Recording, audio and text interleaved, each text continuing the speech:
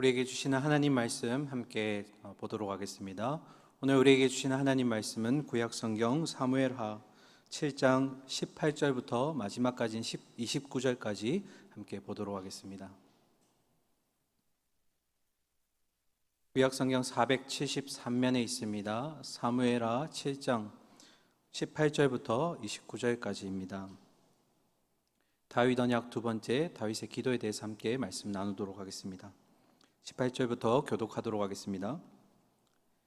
다윗 왕이 여호와 앞에 들어가 앉아서 이르되, 주 여호와여, 나는 누구이오며 내 집은 무엇이기에 나를 여기까지 이르게 하셨나이까? 주 여호와여, 주께서 이것을 오히려 적게 여기시고 또 종의 집에 있을 먼 장래 일까지도 말씀하셨나이다. 주 여호와여, 이것이 사람의 법이니이다. 주 여호와는 주의 종을 아시오니 다윗이 다시 주께 무슨 말씀을 하오리까? 주의 말씀으로 말미암아 주의 뜻대로 이 모든 큰 일을 행하사 주의 종에게 알게 하셨나이다. 그런즉 주 여호와여, 주는 위대하시니 이는 우리 귀로 들은 대로는 주와 같은 이가 없고 주 외에는 신이 없음이니이다. 땅의 어느 한 나라가 주의 백성 이스라엘과 같으리이까?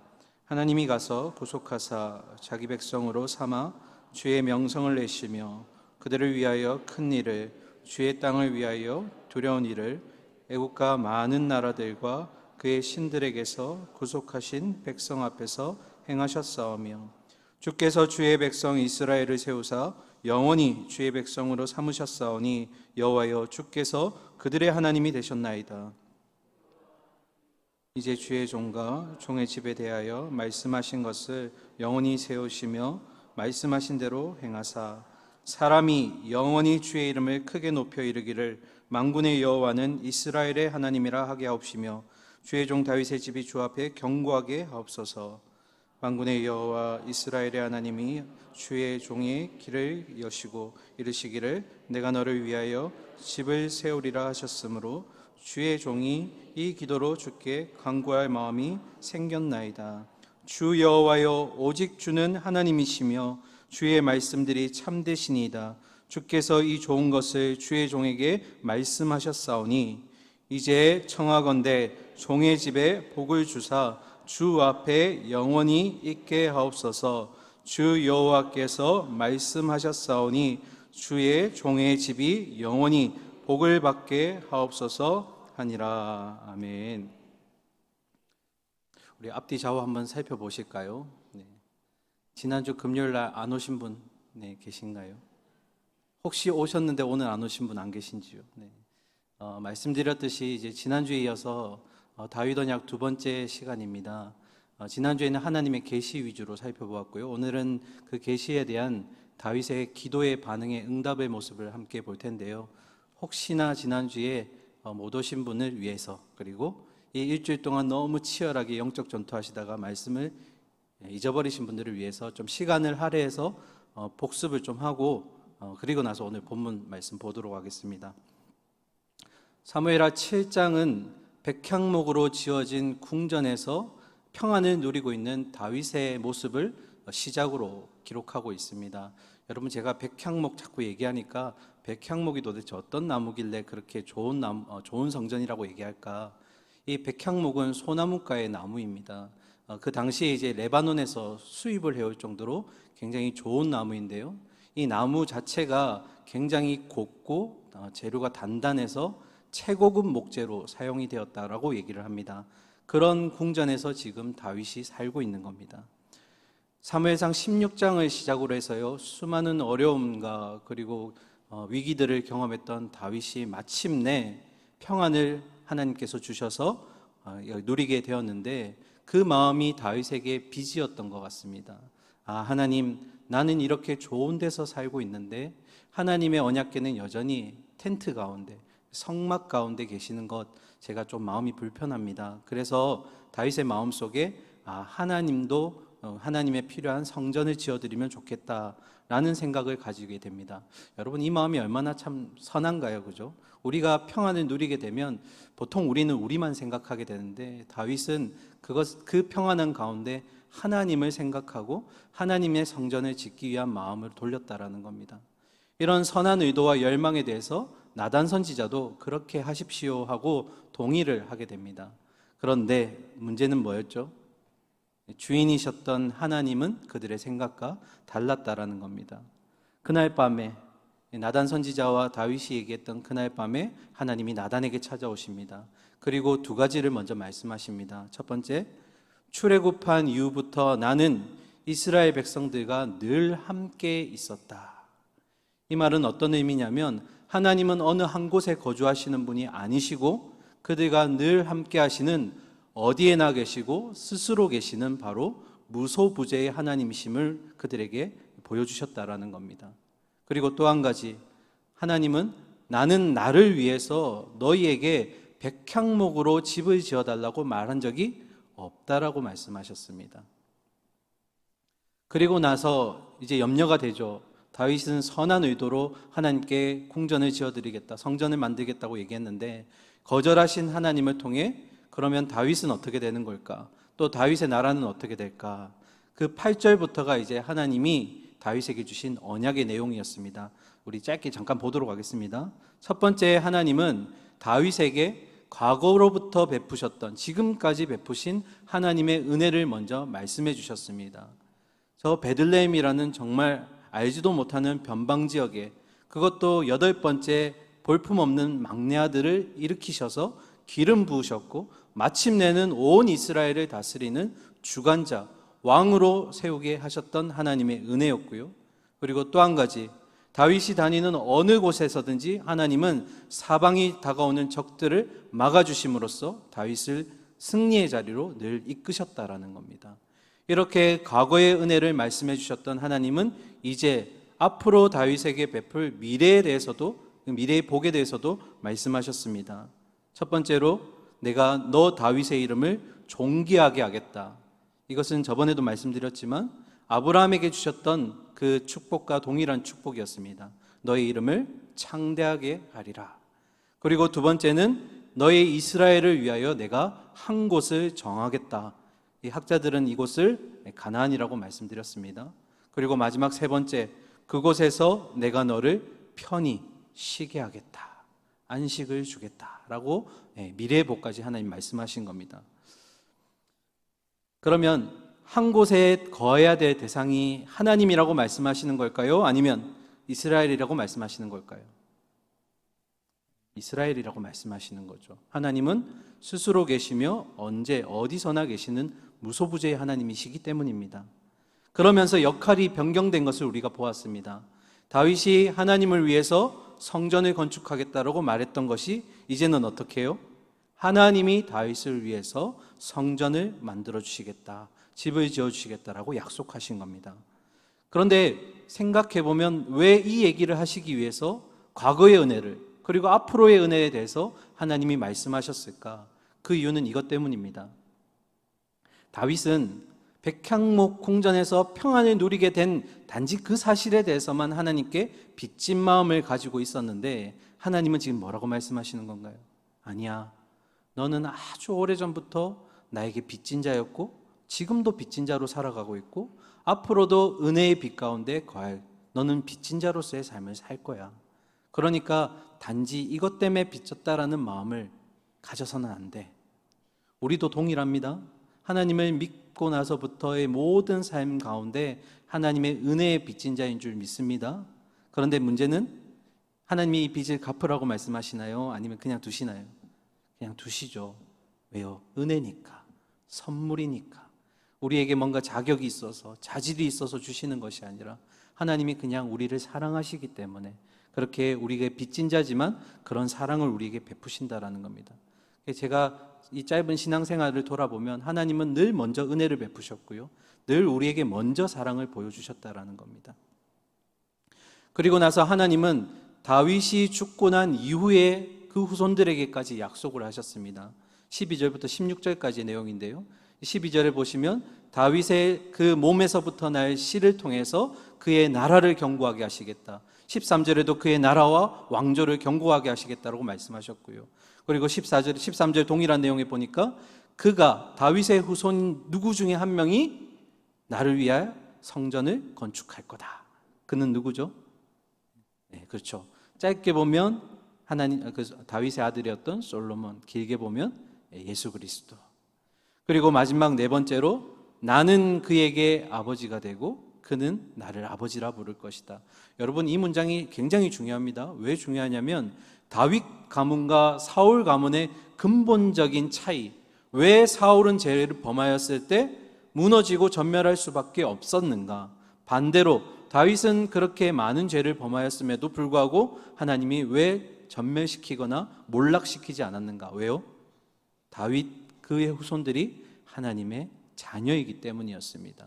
그래서 하나님이 드는 채찍은 뭐라고요? 인생의 채찍 또는 사람의 매.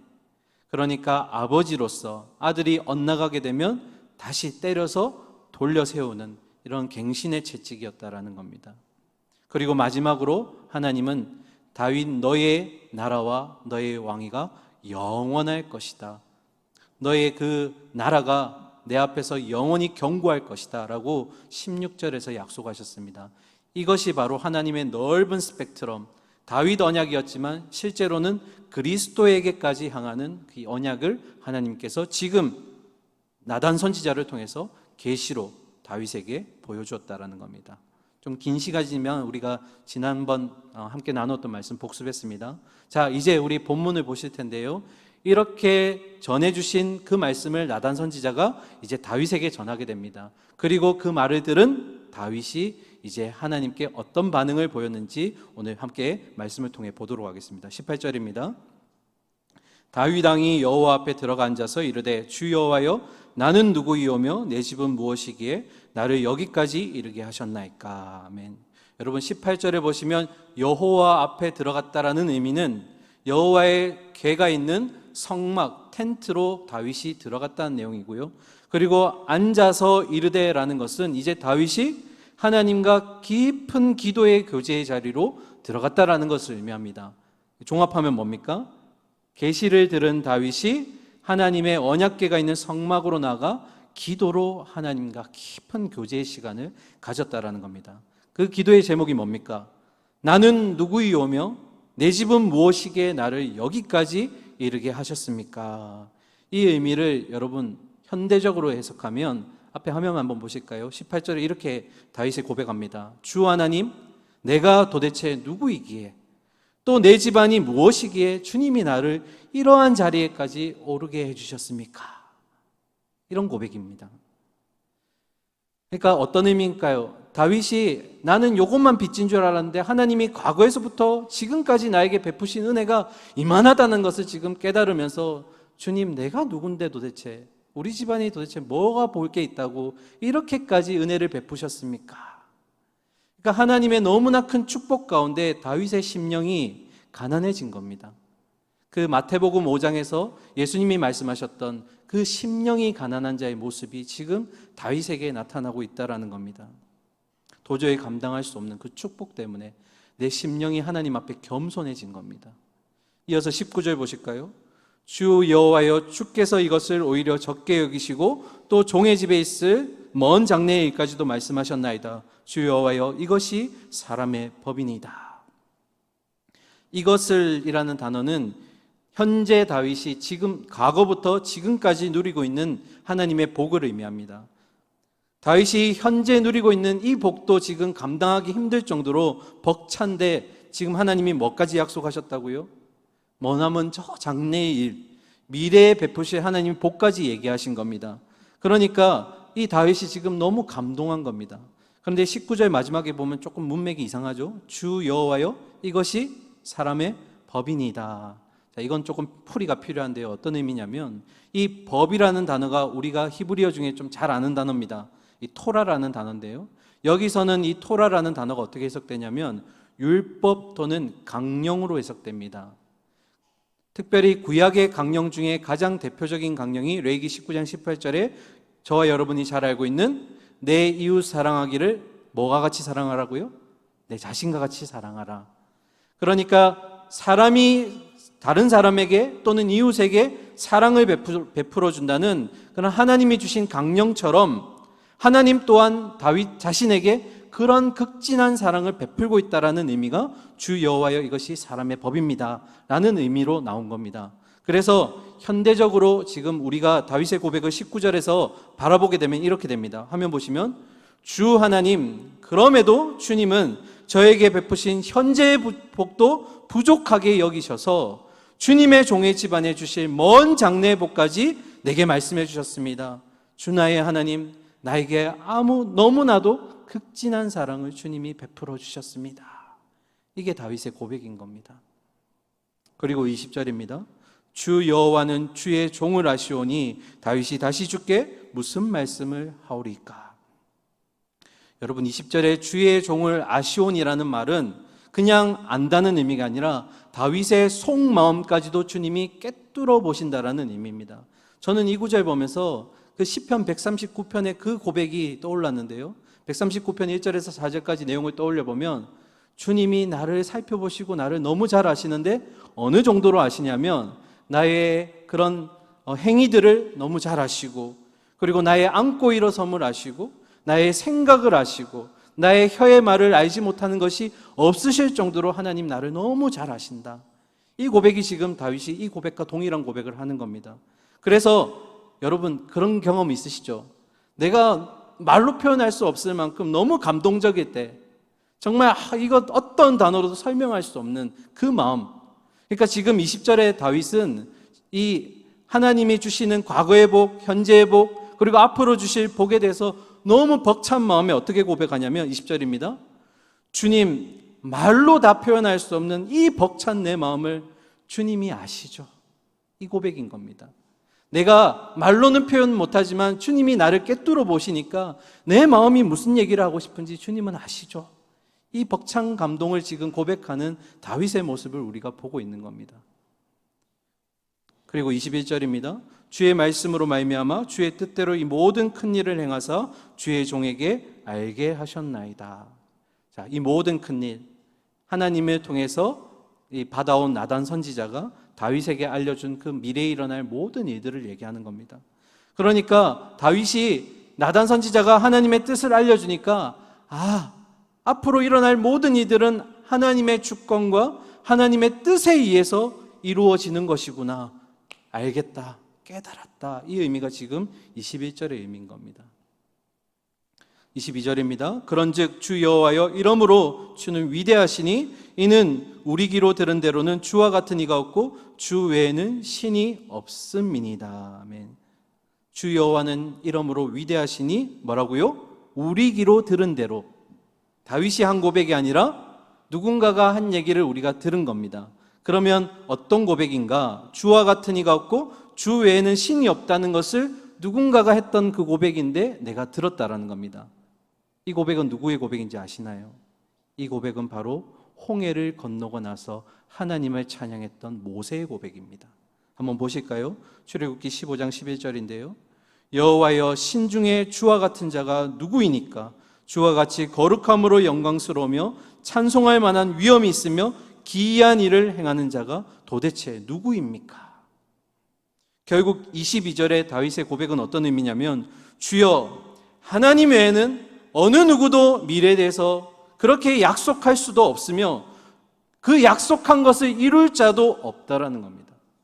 하나님만이 미래에 대해서 약속하실 수 있는 분이며 약속하신 것을 성취하실 수 있는 분도 유일하게 하나님 한 분밖에 없다라는 것을 지금 이 모세의 고백을 통해서 다윗이 지금 하나님께 고백하고 있는 것입니다. 이어서 23절입니다.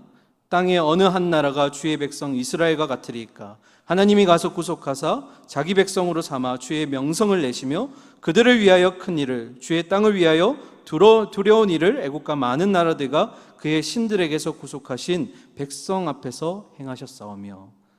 여러분, 23절은 다윗이 지금 역사적으로 회상하고 있는 겁니다. 과거에 나의 조상들, 내 이스라엘 그 조상들에게 베푸셨던 하나님, 어떻게 그들을 인도하셨는가 지금 다윗이 회상하면서 그 은혜를 지금 고백하고 있는 겁니다. 그래서 23절의 고백은 어떤 의미냐면 하나님, 과거 우리 조상들에게 베푸셨던 하나님의 그 은혜를 생각하면 세상에 어떤 민족이 우리 이스라엘처럼 그런 하나님의 은혜를 경험할 수가 있었겠습니까? 어떻게 그렇게 애굽에서 나온 그 과정부터 이렇게 가나안 땅에 도착할 때까지 하나님의 베푸신 은혜들을 이렇게 회상해 보니까 어느 나라 어느 민족이 이런 하나님의 은혜를 경험할 수가 있겠습니까? 이런 고백을 지금 다윗이 역사적인 회상을 통해서 하고 있는 것입니다. 이어서 24절입니다. 주께서 주의 백성 이스라엘을 세우사 영원히 주의 백성으로 삼으셨사오니 여호와여 주께서 그들의 하나님이 되셨나이다. 여러분, 이스라엘 백성이 하나님의 영원한 백성으로 삼게 된 것은 바로 이 24절의 의미는 어떤 의미냐면 바로 시내산 언약을 얘기하는 겁니다. 그 시내산에서 내가 너희의 하나님이 되겠다. 영원한 백성으로 삼아주겠다. 그래서 구약에서 언약 중에 두 가지 기둥이 되는 언약이 있다면 첫 번째는 모세를 통해 행하신 시내산 언약, 모세 언약이 있고요. 그리고 또 하나의 기둥이 바로 다윗 언약입니다. 그런데 다윗 언약이 기둥이 되면서 동시에 어떤 의미가 있냐면 모세의 언약을 갱신하는 언약이기도 합니다. 그때 하나님이 이스라엘 백성을 삼으셨다라는 것을 지금 다윗 언약 가운데서 여전히 기억하고 계시고 그렇게 해 가실 거라는 것을 우리에게 지금 보여주고 있는 것입니다. 사랑하는 여러분, 그러면 신약을 살아가는 우리, 예수 그리스도의 십자가 보혈로 하나님의 백성된 우리입니다. 그러면 영원한 백성을 삼으시겠다는 이 약속은 누구에게도 동일한 건가요? 우리에게도 동일한 거죠. 그러면 이 약속은 끝까지 지켜질까요? 말씀으로 그 답을 보도록 하겠습니다. 요한계시록 21장 13절과 14절입니다. 이 말씀은 너무나 우리에게 중요하기 때문에 함께 보고 읽도록 하겠습니다. 시작. 내가 들으니 보좌에서 큰 음성이 나서 이르되 보라, 하나님의 장막이 사람들과 함께 있음에 하나님이 그들과 함께 계시리니 그들은 하나님의 백성이 되고 하나님은 친히 그들과 함께 계셔서 모든 눈물을 그 눈에서 닦아주시니 다시는 사망이 없고 애통하는 것이나 곡하는 것이나 아픈 것이 다시 있지 아니하리니 처음 것들이 다 지나갔음이라. 할렐루야. 하나님이 백성 삼으시겠다고 약속하셨다면 마지막 때까지 그렇게 하시겠다라는 겁니다. 그때 그 백성들은 눈물도 없고 상처도 없고 그리고 사망도 없고 곡하는 것도 없다라고 합니다. 그 영원한 백성이 저와 여러분인 줄 믿습니다. 그래서 여러분, 지난번에도 제가 말씀드렸지만 하나님은 절대로 우리를 포기하지 않으세요. 하나님이 계획하시고 뜻하신 바라면 하나님의 손에 붙들려가는 우리 또한 포기하면 안 된다라는 겁니다. 하나님의 사랑과 그 은혜가 나에게까지 스며들어왔는데 어떻게 우리가 그렇게 함부로 구원을 포기할 수 있고 또 그렇게 믿음을 저버릴 수 있단 말입니까? 그 하나뿐인 아들을 내어주시면서까지 우리를 포기하지 않으시겠다는 그 하나님의 사랑이 우리를 영원한 백성으로 삼으시겠다는데 그걸 함부로 포기한다. 내 처지와 내 상황만 생각하면서 포기한다. 이건 교만인 겁니다. 하나님이 붙드시겠다는데. 자, 이어서 25절과 26절입니다. 여호와 하나님이여 이제 주의 종과 종의 집에 대하여 말씀하신 것을 영원히 세우셨사오며 말씀하신 대로 행하사 사람이 영원히 주의 이름을 크게 높여 이르기를 만군의 여호와는 이스라엘의 하나님이라 하게 하옵시며 주의 종 다윗의 집이 주 앞에 견고하게 하옵소서. 아멘. 25절 마지막에 보면 말씀하신 대로 행하사. 그 의미는 어떤 의미냐면 하나님께서 나단 선지자에게 하셨던 그 말씀, 그리고 다윗이 들은 그 말씀대로 이제는 이루어 주시옵소서 하는 다윗의 간구입니다. 여러분, 오늘 본문에서 가장 중요한 지금 내용을 보고 계십니다. 왜 그러냐면 다윗이 7장의 1절을 시작하면서 다윗 안에 빚진 마음이 있었고 그가 계획했던 것이 있습니다. 뭐였죠? 하나님의 언약궤가 안치되 성전을 건축하는 것이었습니다. 그게 다윗의 뜻이었고 다윗의 첫 기도의 제목이었습니다. 그런데 지금 이 마지막을 달려가면서 다윗의 기도가 뭐라고요? 하나님 뜻대로 되시옵소서. 하나님이 뜻하신 대로, 계시하신 대로 그 말씀이 이루어지기를 원합니다. 어떤 의미냐면 내 계획과 내 뜻 이제 내려놓고 하나님의 뜻대로 되기를 원한다라는 겁니다. 화면 한번 띄워주실까요? 전체 화면. 이 의미예요. 말씀하신 대로 행하사라는 것은 결국 하나님이 주신 계시의 말씀이 내 뜻보다 우선되기 때문에 이루어 주시옵소서. 내 뜻을 내려놓고 하나님 뜻에 내가 맞추어 가겠습니다. 여러분, 이것이 바로 기도하는 궁극적인 이유여야 됩니다. 내 뜻으로 시작했지만 어떻게 해요? 깊은 교제 가운데 하나님의 뜻을 깨닫게 되고 하나님의 뜻대로 그렇게 순종하는 기도가 우리가 해야 되는 기도라는 겁니다. 그래서 기도의 정의가 뭘까요? 라고 했을 때 제가 몇 차례 말씀드렸지만 기도는 내 뜻으로 시작하고 내가 원하는 대로 시작할지는 모르지만 그러나 그 깊은 교제 가운데 하나님의 뜻을 깨닫고 그 하나님의 뜻에 순종하게 되는 것, 그것이 바로 우리의 기도가 되어야 될 줄 믿습니다.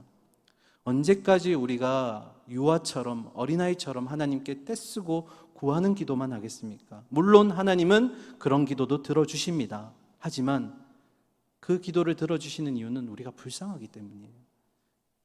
우리가 정말 깊은 교제 가운데 하나님의 뜻을 알고 주님, 그 예수님이 기도하셨던 것처럼 내 뜻대로 마시고 아버지의 뜻이 내 삶 가운데 이루어지기를 원합니다.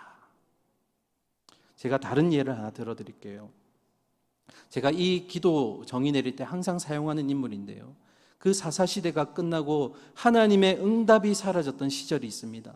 그때 한 여인이 하나님 앞에 나와서 울부짖었어요. 하나님, 내가 애가 없어서 내 뱃속에 잉태가 되지 않아서 가정으로부터 첩으로부터 내가 이렇게 저주받고 있습니다. 주님, 좀 주시면 안 될까요? 누구죠? 한나였죠.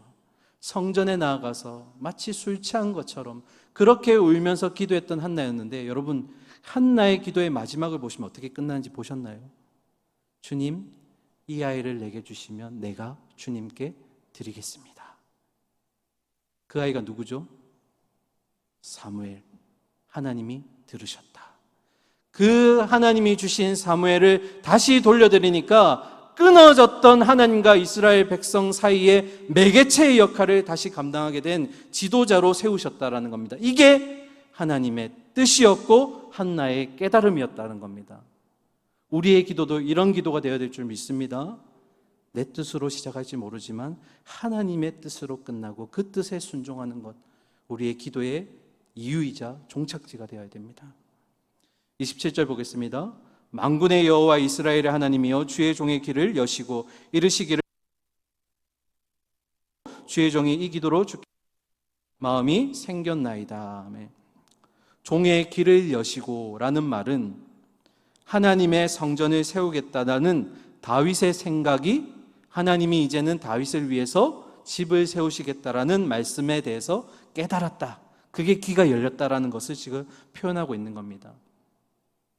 다윗은 자기가 계획했지만 무지했죠. 뭐에 대해서요? 하나님의 뜻과 계획에 대해서. 그런데 하나님은 그런 무지했던 다윗에게 그 비밀의 문을 열어주셨습니다. 이걸 우리가 뭐라고 부를까요? 하나님의 계시. 그래서 하나님의 계시는요, 우리가 무지한 우리 가운데 하나님의 뜻을 깨달을 수 있도록 알려주시는 것, 비밀의 문을 열어주시는 건데, 하나님이 계시를 하지 않으시면 우리는 하나님의 깊으신 뜻을 알 수가 없다라는 겁니다. 지금 그런 다윗에게 지금 하나님이 계시로 다윗, 이게 내 계획이야, 이게 내 뜻이야 라고 알려주신다라는 겁니다. 자, 마지막 28절과 29절 보겠습니다. 주 여호와여, 오직 주는 하나님이시며 주의 말씀들이 참되시니이다. 주께서 이 좋은 것을 주의 종에게 말씀하셨사오니 이제 청하건대 종의 집에 복을 주사 주 앞에 영원히 있게 하옵소서. 주 여호와께서 말씀하셨사오니 주의 종의 집이 영원히 복을 받게 하옵소서 하니라. 아멘. 28절에 주의 말씀이 참되시니이다, 이 말은 결국 하나님의 말씀은 반드시 성취될 것입니다 라는 다윗의 고백입니다. 그러면서 마지막 다윗이 이렇게 간구합니다. 주님, 종의 집에 복을 주십시오. 뭘 달라고요? 복을 주십시오. 여러분, 복이 뭔지 29절에서 한번 찾아보실까요? 다윗이 요구하는, 하나님께 원하는 복이 뭘까요? 답은 주 앞에 영원히 있게 하옵소서. 뭐라고요? 주 앞에 영원히 있게 하옵소서. 저는 딱 이 문장 보자마자 떠올랐던 시편의 다윗의 고백을 하나 떠올리게 됐습니다. 제가 그 메신저, 카로 시작하는 메신저에 늘 프로필의 상태 메시지에 이걸 한 7, 8년 두고 있는데 아무도 묻지 않아요. 왜 그걸 했는지. 그 말씀입니다. 시편 27편 4절의 말씀입니다. 우리 화면 보면서 같이 읽겠습니다. 시작. 내가 여호와께 바라는 한 가지 일, 그것을 구하리니 곧 내가 내 평생에 여호와의 집에 살면서 여호와의 아름다움을 바라보며 그의 성전에서 사모하는 그것이라. 할렐루야. 복 중에 복이 뭐라고요? 여호와 앞에 서는 것. 그걸 구체적으로 시편 27편에는 세 개로 얘기합니다. 다윗이 너무나 간절히 구했던 것. 첫 번째, 내 평생 여호와의 집에서 거하기를 원합니다. 이 의미는 어떤 의미냐면 하나님, 내 평생에 영원히 주님과 깊은 교제 가지기를 원합니다. 그리고 두 번째, 여호와의 아름다움을 바라본다는 건 여기 계시는 여러분, 이 예배의 자리에서 그렇게 주님과 교제하면서 주님이 주시는 영광을 누리기를 원한다라는 겁니다. 그리고 마지막, 다윗이 강구하는 마지막 복은 내 평생 그의 성전에서 사모하는 것이다 라고 되어 있는데요, 이 사모하다는 단어가 헬라어 원어로 보면 열망하다, 숙고하다라는 의미가 있습니다. 이게 좀 의역이 된 것 같은데요, 정확한 의미는 여호와를 알고자 하는 내 열망이 너무 가득하다라는 겁니다. 그래서 이 시편 27편 4절의 말씀을 다윗의 무엇을 위한 복을 구하는 것이냐 했을 때 정리하면, 하나님, 내 평생 하나님과 늘 깊은 교제 가운데 있으면서 여호와를 알기를 너무나 소망하며 여호와의 영광을 늘 얻기를 내가 소망합니다. 여러분, 복 중에 복은 뭐라고요? 물질이요, 건강이요, 자녀요? 아닙니다. 여호와 앞에 있으면서 여호와와 깊은 교제 누리는 것. 그러면 다른 것들은 다 주실 겁니다. 복 중에 복은 뭐라고요? 여호와와 함께하는 것, 깊은 교제 나누는 것. 제가 시간이 좀 부족할 것 같아서 막 열심히 달려왔는데요, 마지막 결론에서 여러분과 이걸 나누고 싶어서 이제 결론까지 왔는데요, 하나님의 계시에 대해서 이제 다윗의 반응을 우리가 쭉 살펴보았는데 어떤 형식으로 지금 반응했죠? 기도로 반응했습니다. 여러분, 이 다윗의 기도 가운데서 우리가 정말 어떻게 기도해야 되는지를 다윗이 너무나 잘 알려주고 있는데요, 오늘 짧게 4가지만 보도록 하겠습니다. 다윗의 이 기도를 통해서 이 기도의 내용들이 우리의 기도가 되기를 소망합니다. 그런 의미로 생각하시면서 한번 보시기 바랍니다. 첫 번째, 다윗의 기도는 말씀을 따르는 기도였다는 겁니다. 나단 선지자를 통해서 하나님의 말씀을 기억했던 다윗이 그 말씀에 대한 반응으로 하나님께 기도했다라는 겁니다. 말씀을 기억하면서 그 말씀에 대해서 내가 순종하겠다라고 기도했던 다윗의 모습을 보게 됩니다. 여러분, 말씀이 없이 기도하게 되면요, 그 기도는 내 이익과 내가 원하는 것이 담겨져 있는 이기적인 기도가 될 때가 굉장히 많다라는 겁니다. 무엇에 근거해야 될까요? 무엇에 기초해야 될까요? 말씀에 기초해야 된다는 겁니다. 그래야지 내 뜻이 아니라 하나님의 뜻이 내 인생 가운데 이루어질 것이라는 마음의 순종과 확신이 일어난다는 겁니다. 여러분, 기도하실 때 내일도 이제 새벽에 문을 여시겠지만 말씀을 받으셔야 됩니다.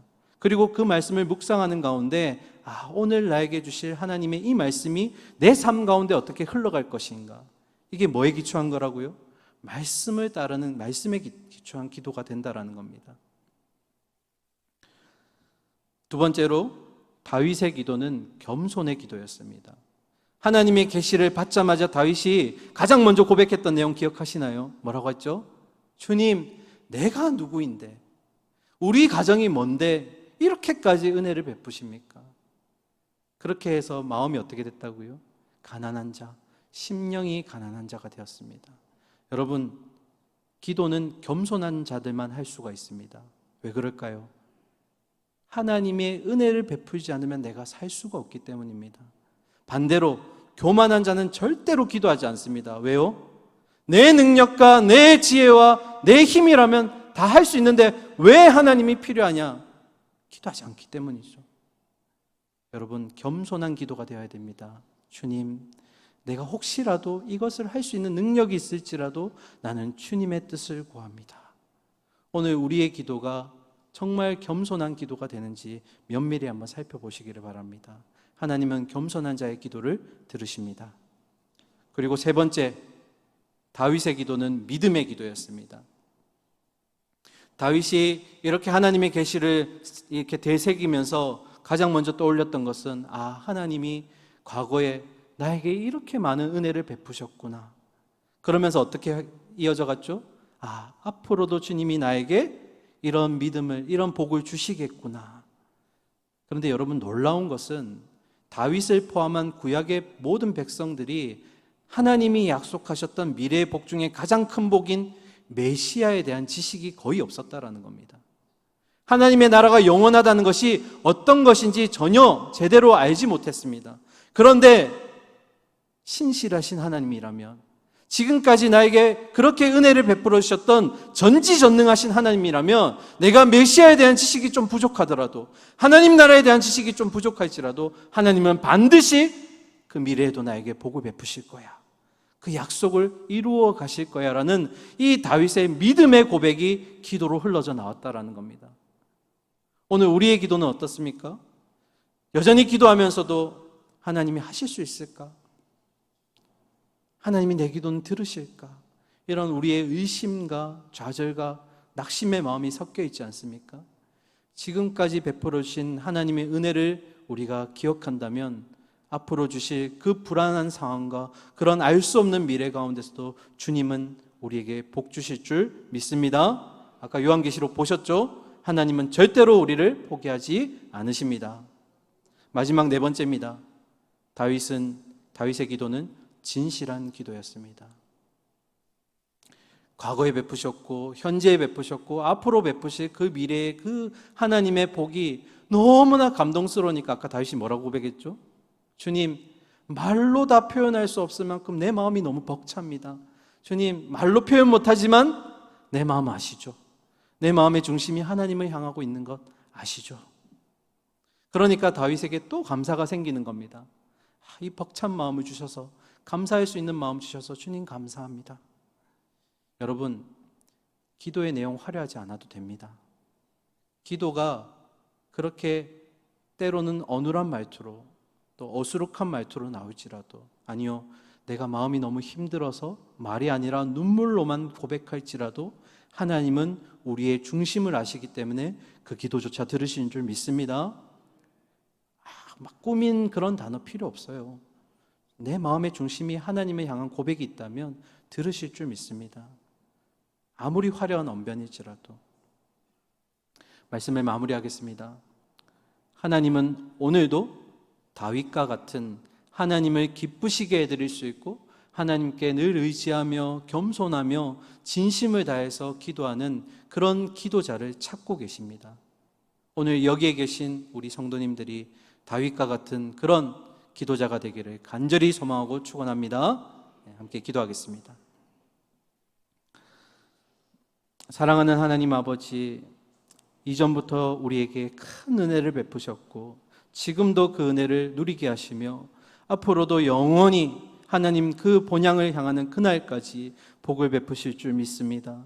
그 중에 가장 큰 복은 하나님과 교제하는 것, 하나님의 성전에서 주님과 교제하는 것인 줄 믿습니다. 하나님, 깊은 교제 가운데 하나님의 뜻을 알 수 있는 우리 동부교회 성도들 되게 하여 주시고 그 하나님 뜻 가운데 하나님 그 뜻을 내 인생 가운데 사용하여 주시옵소서.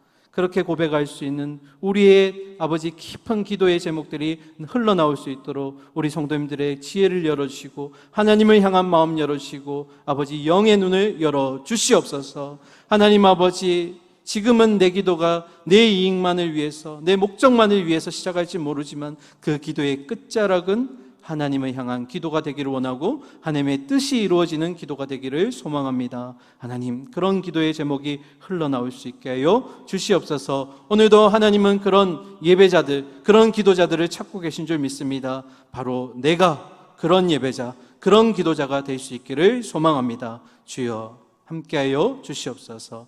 살아계신 예수 그리스도의 이름으로 감사드리며 기도드렸습니다. 아멘.